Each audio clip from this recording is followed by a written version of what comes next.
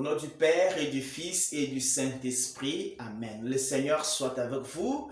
Mes frères, mes sœurs, les textes de ces 6e dimanche du temps ordinaire dans l'année liturgique C nous donnent le secret du bonheur.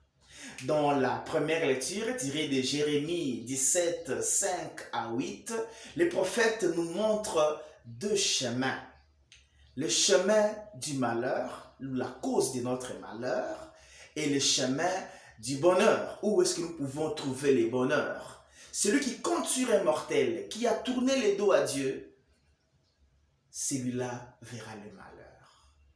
Mais celui qui compte sur Dieu finit toujours par avoir le bonheur. Nous sommes là comme dans l'équation deutéronomique où fidélité à Dieu égale bonheur et infidélité à Dieu égale malheur. S'il y a des malheurs qui nous arrivent, posons-nous la question si nous sommes à bon terme avec la loi du Seigneur, avec les commandements de Dieu.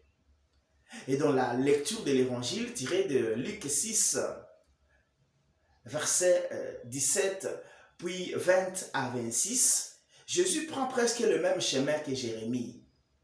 Heureux ceux qui sont pauvres, ceux qui ont faim, ceux qui pleurent aujourd'hui, ceux qui sont persécutés à cause de son nom.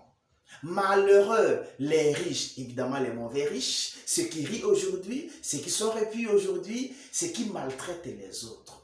Si le monde vous déconsidère, si le monde vous soumet à la misère et à la souffrance, à cause du nom de Jésus-Christ, vous êtes heureux. Mais si vous êtes la cause du malheur pour les autres, vous privez aux autres la paix et le goût de vivre, vous êtes certainement malheureux.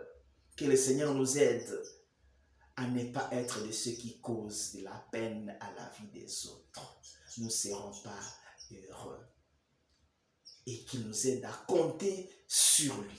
Compter sur lui, c'est avoir la foi en la résurrection. La résurrection des morts existe. Paul le dit dans la deuxième lecture, tirée de sa première lettre aux Corinthiens, au chapitre 15, verset 12, puis verset 16 à 20. La résurrection des morts existe. Ça montre que la vie actuelle n'est pas la fin de tout. Ne considère pas ce que tu as expérimenté comme si c'était la fin du monde. Non, la vie future existe. Il y aura la résurrection.